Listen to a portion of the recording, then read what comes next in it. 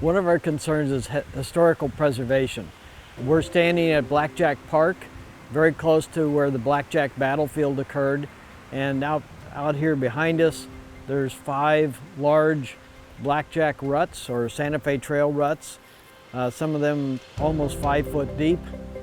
And the actual battle was fought in part of those ruts as well as on down about a quarter of a mile to the south of where we're standing. So let's go take a look at the ruts.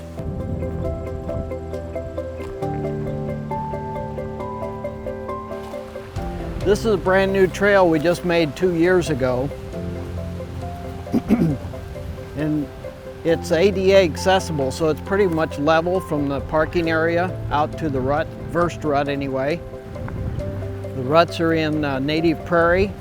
I've recorded 230 species of plants that are in this prairie. All of these trees would not have been here when the pioneers are coming through.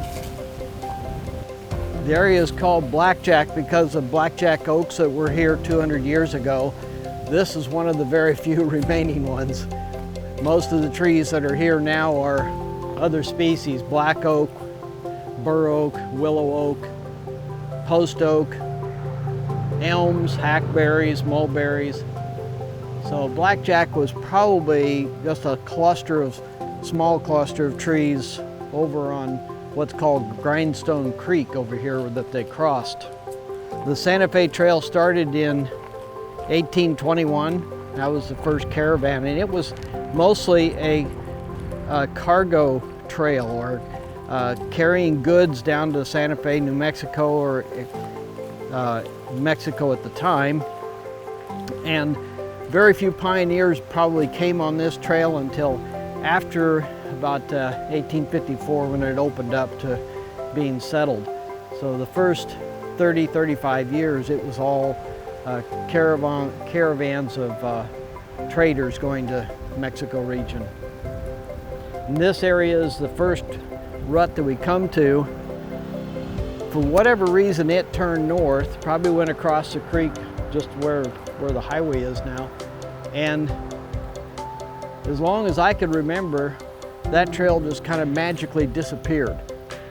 It was covered by the trees, and it was so thick that I didn't even explore that to realize that the trail actually continued through the woods. So last year we started opening that up, and it goes about another 100 yards down there to where, when they built the highway, they actually created a drainage area there. So that's where the ruts stop today. But if you go on up the trail, there's 3 massive ruts that are up here. They're about 4.5 feet deep. They're the deepest ruts on the entire trail that anywhere you see. Mostly they're just a foot deep, 18 inches deep, and that's about it. But these are probably deeper because this hillside is sandstone underneath it, and sandstone tends to act like a sponge. It holds water and then seeps the water out over time. And so these ruts stayed wet pretty much all year. So when the wagons would come through here, it would rut that up pretty quickly.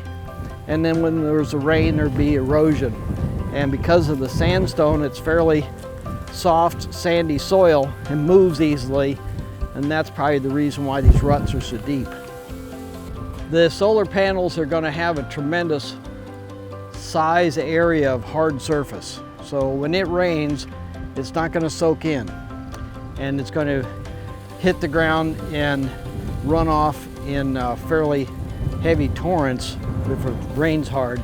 So the erosion is going to be a big issue, and there's not going to be as much vegetation underneath them because of the shading and so on. So it could be a major problem with the development of it. So we'll go down here to the first rut.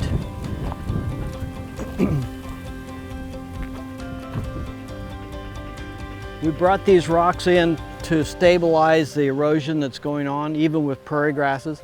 You can see how deep it is up this way. There's 2 more over here, and a 5th rut way up the hillside. So there's actually 5 major ruts through here.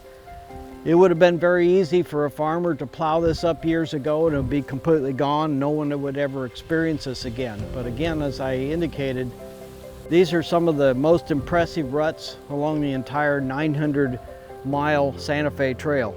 So it's very important to preserve things like this, and there's a wide variety of historical features that we have in Douglas County and Johnson County that we want to protect. We have the Santa Fe Trail, we have Oregon and California trails, but we have a lot of other things that are related to that. Once they're impacted in some way, either destroyed or plowed or whatever, you might consider them lost, and they're very difficult to bring back. Some of those things we can still see perhaps, but they can be impacted by massive solar fields, and so it needs to be, the siting of the fields needs to be very carefully thought out.